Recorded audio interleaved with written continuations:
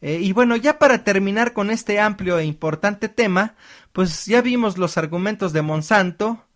Pero bueno, si les preguntamos a Televisa de sus tranzas con el Teletón, si le preguntamos a Walmart de cómo revienta proveedores y cómo explota a la gente, si en su momento le hubiéramos preguntado a la empresa Cromatos de México de los riesgos que tenía su proceso para la gente, ellos también hubieran dicho que eran puras calumnias y que ni era cierto.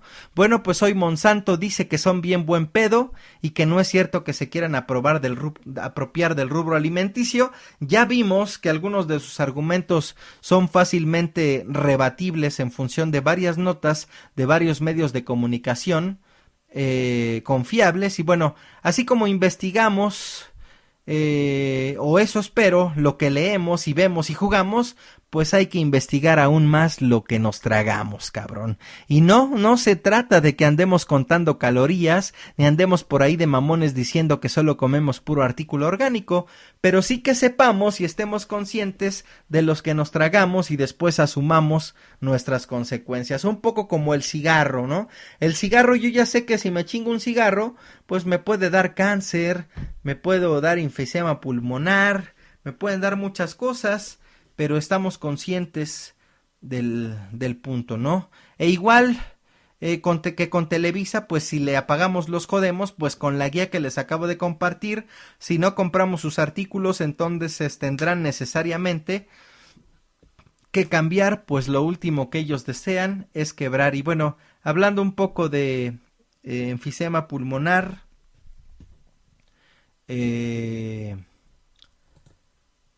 se dio la noticia de que el luchador Héctor Garza falleció hoy debido precisamente a este tipo de cáncer. Y bueno, vámonos con lo que es la línea 12 del metro de la Ciudad de México, que ya conocí y ya estoy en buena posición de hablarles de ella. La línea 12, la línea dorada, la línea del Bicentenario. En 2007 se hizo una encuesta para definir la ruta. Las posibilidades eran Iztapalapa a Coxpa e Iztapalapa a Tláhuac. Resultó elegida la segunda y en septiembre de 2008 comenzó oficialmente su construcción. En octubre de 2012 y la línea fue inaugurada. La línea 12 le da servicio a 6 delegaciones del Distrito Federal: la delegación Tláhuac, Iztapalapa, delegación Tláhuac donde he vivido, delegación Iztapalapa donde he vivido, delegación Coyoacán donde he vivido, delegación Benito Juárez donde he vivido, Milpalta, Álvaro Obregón. En esas pues no la he rolado. La línea arranca con la estación Tláhuac, la primera de las 20 estaciones que conforman la línea. Tláhuac, lugar de agua sucia. Tláhuac es una de las 16 delegaciones que conforman el Distrito Federal, la capital de México. Fue en su momento una zona donde se apoyó con todo la lucha de Emiliano Zapata y de hecho muchos de los habitantes de la delegación obtuvieron tierras en la zona debido al apoyo que le dieron a este cabrón. La delegación fue considerada zona rural hasta 1980. Ahora las tierras de cultivo van desapareciendo debido a la mancha urbana que se va extendiendo. El icono de la estación es una simplificación del glifo azteca. Le sigue la estación Tlaltenco, se llama así por estar cerca de la colonia San Francisco Tlaltenco. El logotipo de la estación representa el arco o la puerta, construcción de piedra, que tenía la función de aduana para controlar el tráfico de mercancía que iba y venía del tramo Mixquic-Tetelco. En la orilla de la tierra significa Tlaltenco y es uno de los 7 pueblos de Tláhuac. Allí hay una iglesia que data de 1549 misma que yo recomendaría tumbar para revelar el lugar sobre el cual fue edificada. Hoy hay una fiesta con carnaval y todo el pedo en esa zona. Hay un panteón con restos prehispánicos. Le sigue la estación Zapotitlán, se llama así por la colonia en la que está, Santiago Zapotitlán, entre árboles de zapotes, llamado así por obvias razones. El logo, pues es un árbol de zapotes precisamente. Sigue la estación La Nopalera, cerca de donde hace más de, ¿qué será? 15, 14 años rentaba yo un departamento, no pinches mames, de Tasqueña. a la zona me llegaba a ser hasta 3 horas, pero pues en ese tiempo pues no había pa' más. La nopalera se llama así porque antes había hectáreas y hectáreas llenas de nopales, lo cual le dio nombre a la colonia y obvio a la estación. El logo pues es un nopal. Le siguen los olivos. Por acá yo viví en algún tiempo con un tío, en uno de los tantos lugares en los que viví mientras me componía de la adolescencia. En esta zona, en la época colonial, se producía aceite de oliva, de ahí el nombre y el logo, que es una ramita de olivo.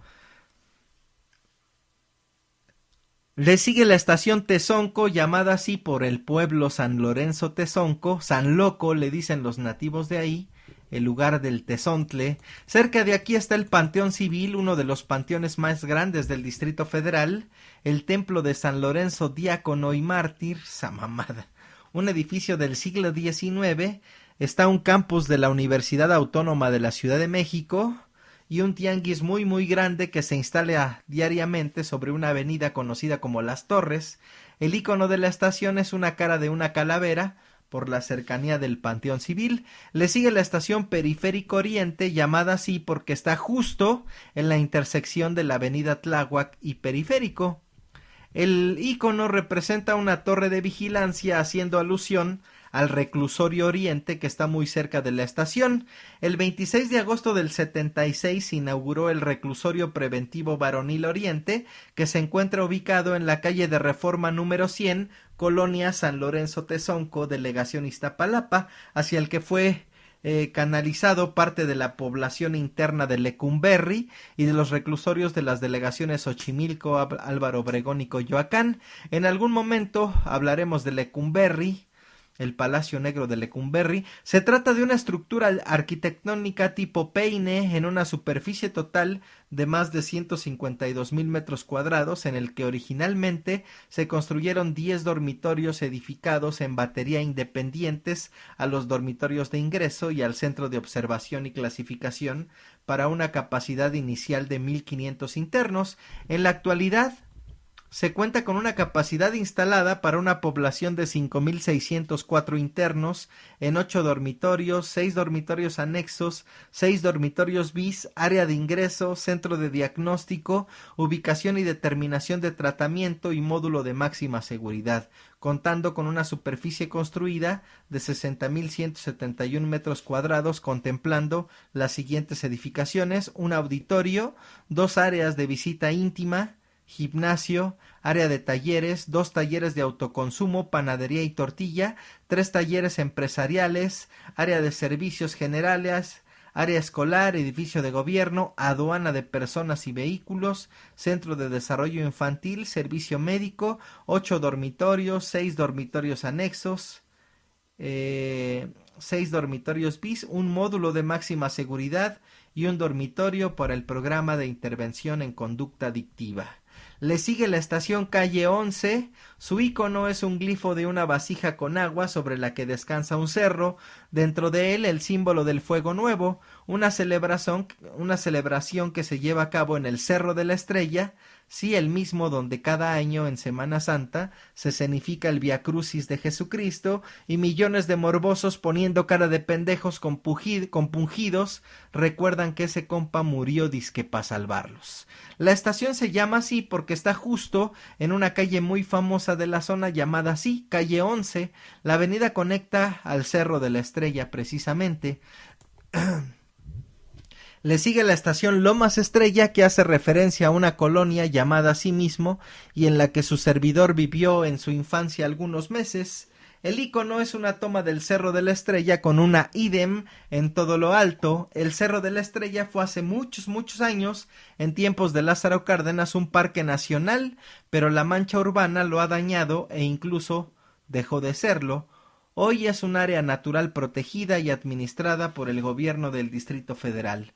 El Cerro de la Estrella lleva este nombre de la época hispánica por una hacienda que se encontraba en sus faldas con este nombre, la Hacienda de la Estrella, y en la época prehispánica se le daba el nombre de Huizachetl, Huizachtecatl, donde se hace la importante ceremonia del Fuego Nuevo, lo cual es patrimonio de la humanidad.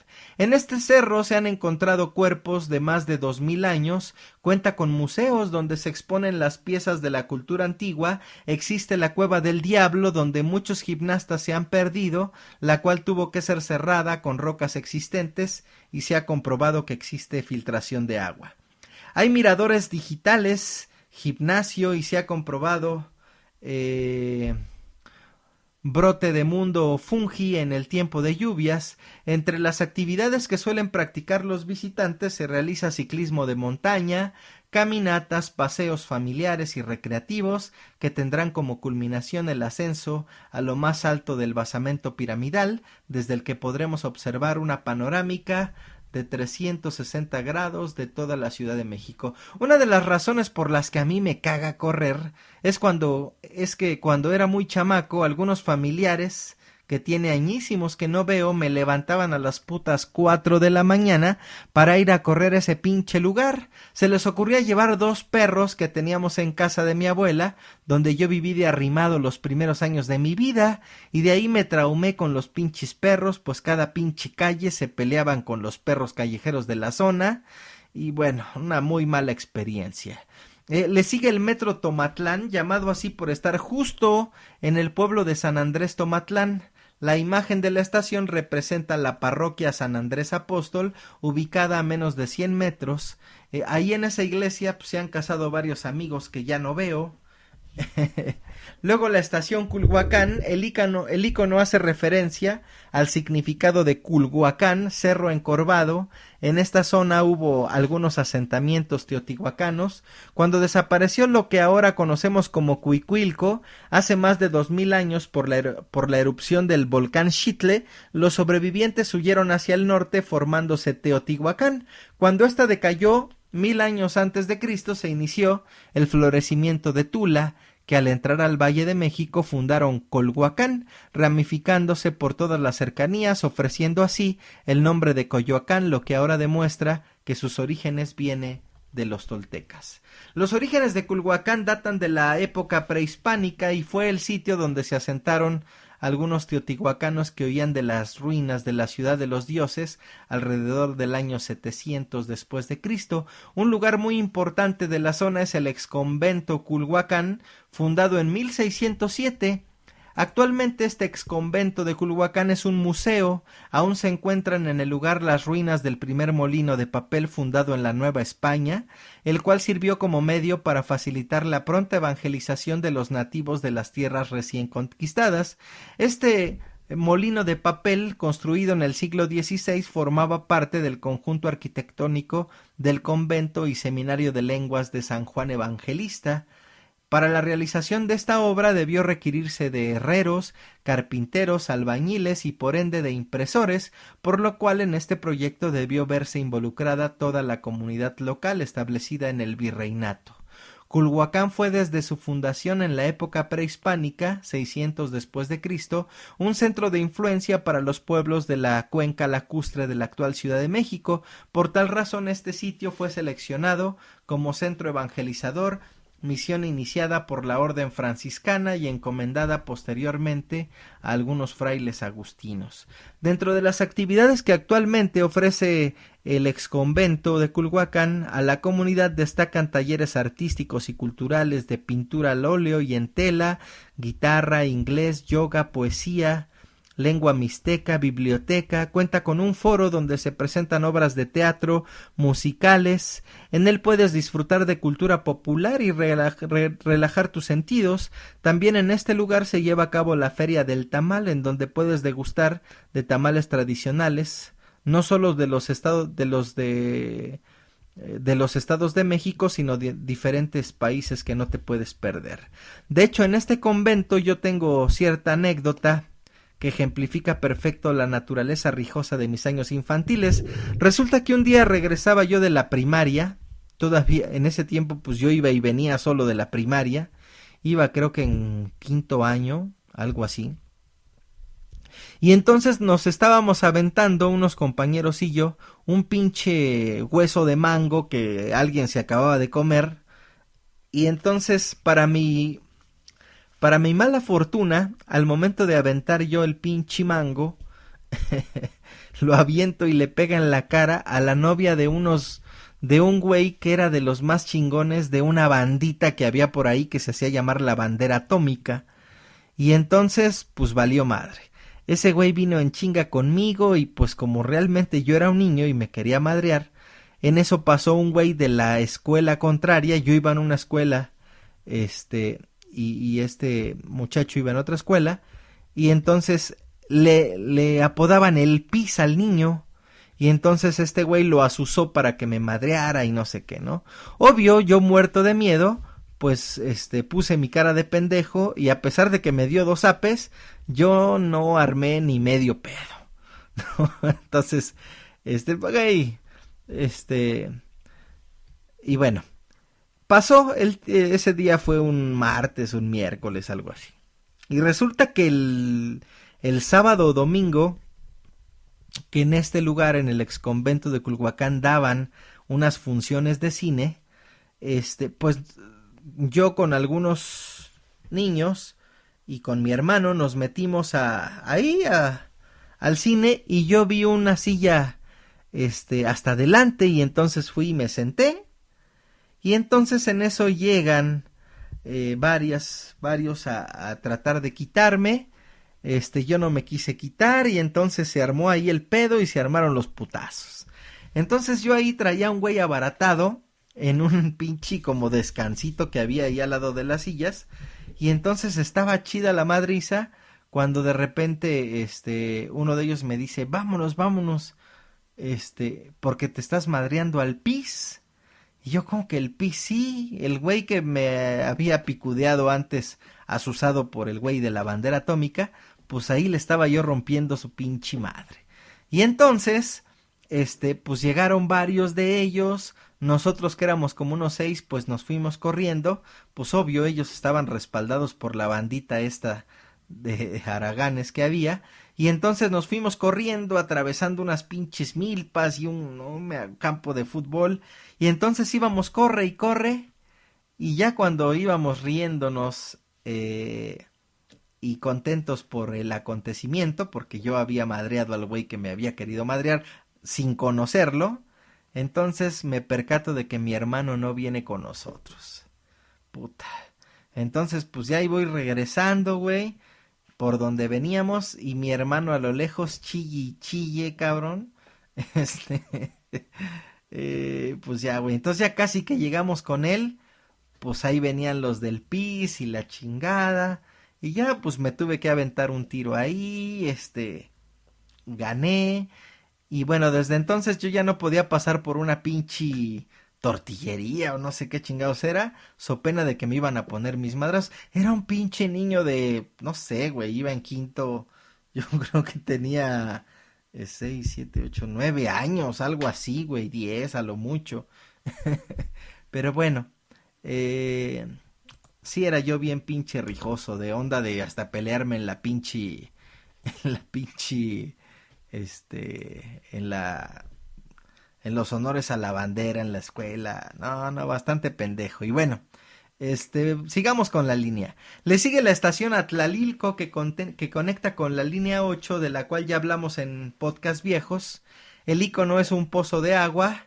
Le sigue la estación Mexicalcingo, llamada así por la colonia en la que está ubicada. El icono se toma del códice de Coatlinchan, hogar de la serpiente, la representación gráfica donde Mexitli va sentado sobre un maguey invertido, el sitio del dios Mexitli. Estaba muy cerca de la unidad habitacional Ermita Churubusco, lugar donde también viví un rato, ahí muy cerca de la unidad Modelo. Le sigue la estación Ermita, que conecta con la línea 2 o azul, de la cual ya hablé en un podcast anterior. La silueta pues es una pequeña ermita, una iglesia pequeñita, ¿no? Luego sigue la estación Eje Central. Ya hablé hace un rato de esta importante avenida de la ciudad. El icono es un trolebús, transportes de los cuales ya hablé hace tiempo cuando di el recorrido por los corredores cero emisiones del DF. mismo que recorre precisamente por todo el eje central Lázaro Cárdenas. Le sigue la estación Parque de los Venados, muy cerca de la delegación Benito Juárez. El Parque de los Venados, cuyo nombre oficial es Francisco Villa, es uno de los centros recreativos de mayor tradición en la Ciudad de México. El parque fue construido entre 1952 y 53 y tiene 95,000 metros cuadrados, y en su superficie hay un total de 2,682 árboles de 39 especies diferentes. Fue nombrado Parque de los Venados ya que en sus dos enormes fuentes fueron colocadas las estatuas de dos de esos animales en el centro de las mismas. En los 80s fue colocada ahí una estatua de Francisco Villa, por lo que el parque recibió el nombre de ese héroe de la Revolución Mexicana, aunque todavía la gente lo sigue reconociendo como el Parque de los Venados. Cuenta con varias áreas verdes, tiene un teatro al aire libre de nombre Hermano Soler.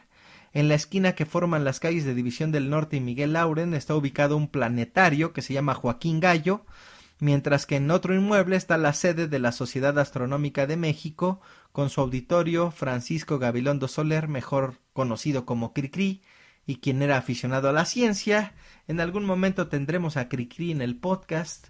Justo enfrente de este parque está una clínica del Seguro Social, una clínica muy importante para mí, pues ahí fue donde hace muchos años nació Logan, y también ahí, curiosamente, vino a nacer mi hija. Le sigue la estación Zapata. Algún día les contaré la anécdota de cómo fue cuando nació mi hija. Fue una experiencia muy cabrona, no tanto por la emoción de que naciera, sino todo lo que sobrevino, y bueno, ya llegará el tiempo en que se los cuente.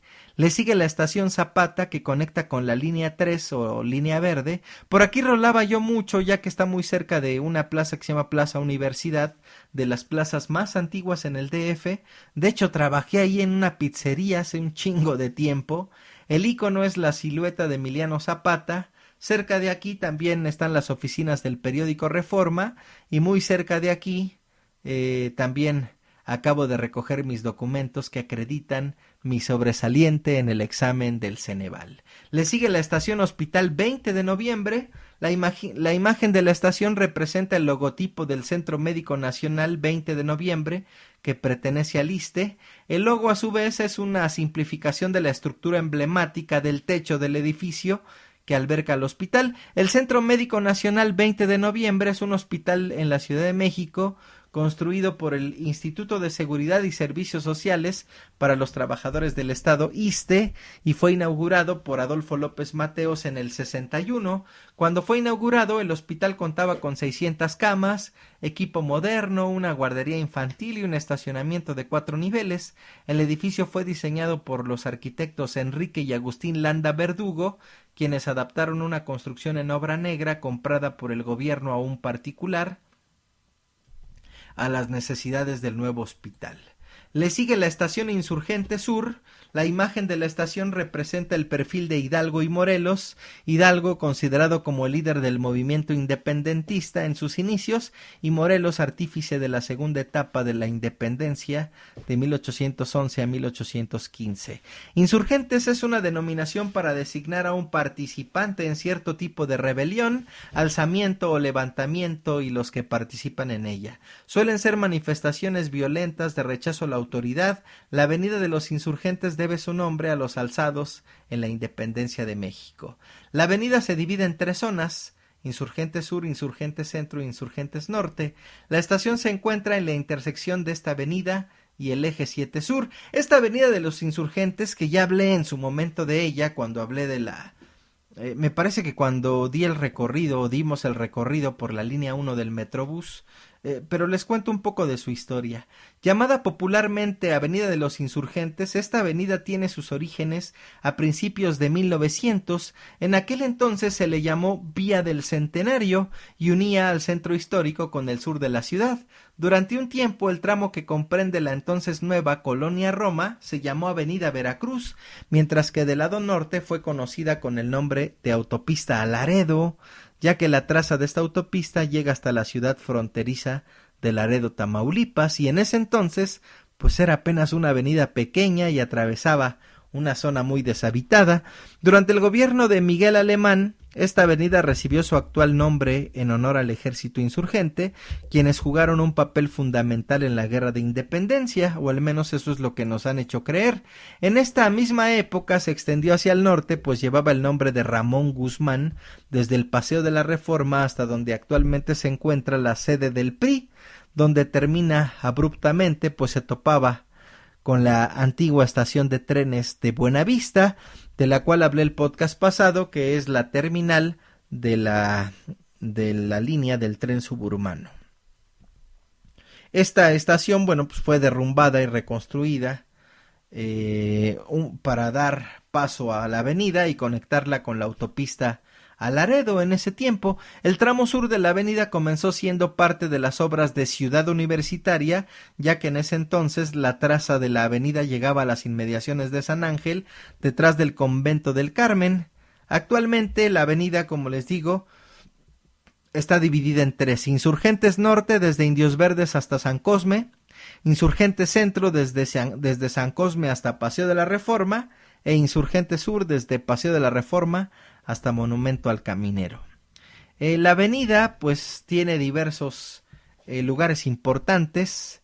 Insurgentes Norte, bueno, pues tiene el Acueducto de Guadalupe, las estatuas de los Indios Verdes, la colonia Lindavista, la Escuela Nacional Preparatoria 9, el Centro Médico La Raza, el Monumento a la Raza, el conjunto urbano Nonualco de Tlatelolco, que pronto vamos a hablar de Tlatelolco, la Torre Insignia, la estación del ferrocarril suburbano del Valle de México y la colonia Santa María la Ribera, que en algún momento fue de las más pudientes de este Distrito Federal. Insurgente Centro está el Monumento a la Madre, el Monumento a Cuauhtémoc, la sede del Senado de la República, la nueva, en donde hay un pinche caso de corrupción bien cabrón, la Zona Rosa y la Glorieta de los Insurgentes, que es donde se firmó una parte de Total Recall.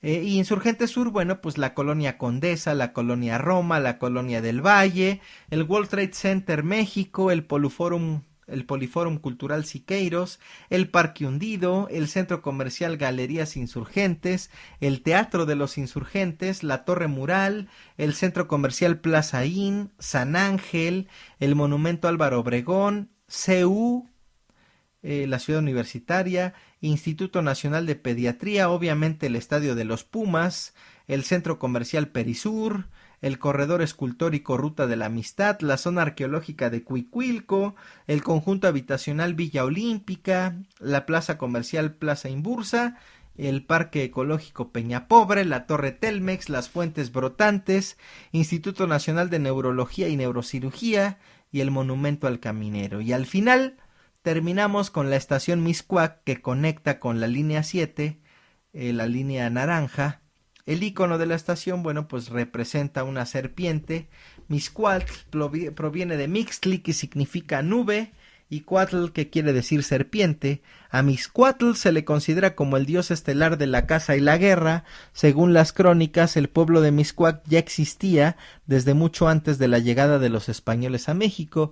Se sabe que Mixcoac en sus primeros tiempos pertenecía al señorío de Coyohuacán, cuando todo aquello era territorio tepaneca de Azcapotzalco, y mucho antes de que llegaran los aztecas a la náhuac. Hernán Cortés, en una de sus cartas de relación dirigida al emperador Carlos V, menciona un lugar llamado Mixquic. Ya para principios del siglo XX, Mixcoac era una municipalidad de las 13 que constituían la Ciudad de México, y estaba situada al centro de él, limitada al norte por la antigua Municipalidad de México, al sur por la de Coyoacán y al este por la de Iztapalapa, al suroeste por San Ángel y al norte por Tacubaya. Existe ya el plan para que la línea 12 se amplíe hasta la zona de observatorio, donde está la terminal poniente de autobuses, y según esto la obra comenzaría en 2014. Por ahí hay una polémica, pues algunas organizaciones han acusado al gobierno del Distrito Federal, encabezado por Marcelo Ebrard. Lo acusan de casos de corrupción en el proyecto de la línea 12. El proyecto Metro del Distrito Federal informó que no se han detectado problemas mayores en costos ni en tiempos de entrega. En este sentido, destacó que las aclaraciones que solicitó la Auditoría Superior de la Federación fueron totalmente solventadas por el gobierno capitalino, mientras que de las 8 solicitudes que se desprenden de la revisión de la cuenta pública 2011, 5 ya han sido solventadas por la ASF, Auditoría Superior de la Federación, y en las 3 pendientes está en tiempo y forma para que el gobierno capitalino la solvente. En un comunicado abundó que el periodo de ejecución de la obra concluyó el 15 de abril y conforme está previsto el contrato, el consorcio contratista comunicaría por escrito dentro de los 10 días hábiles previos a la terminación de este plazo. Se destacó que la línea 12 se puso en operación el 30 de octubre pasado sin concluir todos los trabajos, con la certificación anexa de la empresa certificadora alemana que dictaminó y certificó que los distintos sistemas funcionaban correctamente. De esta manera, el monto del contrato del proyecto integral de la línea 12, Tláhuac-Mixcoac, celebrado con el consorcio ICA, Carso, Alstom, con importe de 17.583 millones de pesos, no se ha modificado conforme lo establece la ley. Eso es lo que dicen estos güeyes.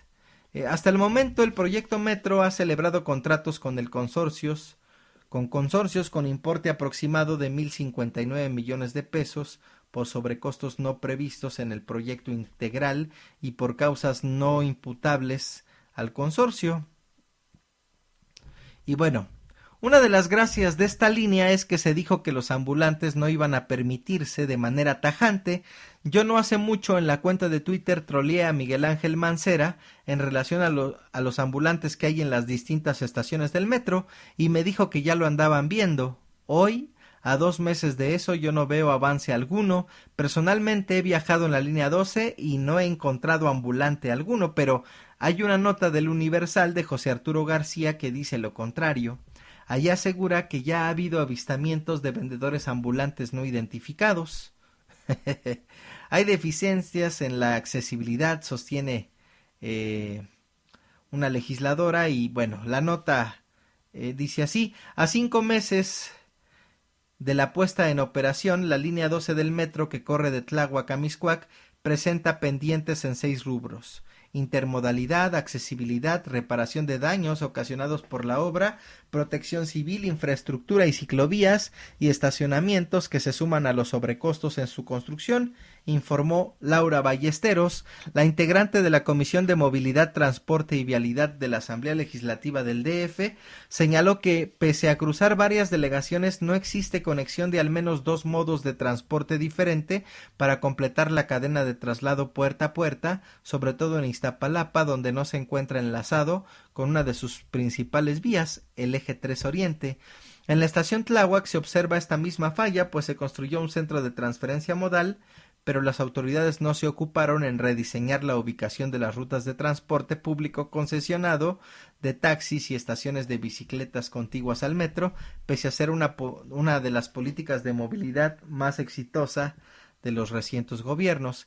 La diputada panista indicó que en materia de accesibilidad hay deficiencias en el funcionamiento o falta total de los elevadores para personas de la tercera edad y personas en silla de ruedas o muletas, como sucede en la estación Mexicali 5.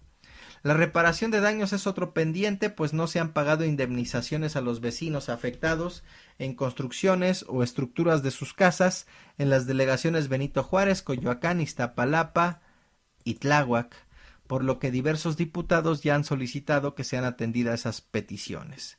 En materia de protección civil se tiene una red contra incendios sin funcionar, ventilación en túneles desarrollada solo al 70%, escaleras y elevadores para personas con discapacidad al 40%, y los cárcamos no tienen bombas cuando son necesarias para evitar inundaciones en los andenes. Otra de las deficiencias de la línea es que faltaban por instalar 34 escaleras eléctricas y reparar 18 que ya están colocadas y no funcionan, de un total de 142 que se adquirieron, de acuerdo con una revisión realizada el pasado 2 de febrero, a lo que se suman incumplimientos de las autoridades en materia de ciclovías y estacionamientos. En el proyecto de la línea se planteó la incorporación de facilidades de uso de bicicleta en el diseño de estaciones y vialidades relacionadas como las ciclovías, que hasta el momento solo funcionan sobre el eje 7 sur en la Benito Juárez. Y bueno, así las cosas, hay varios pendientes todavía en la línea que deben irse afinando y hay que estar atentos y presionando para que estos se resuelvan. Y bueno,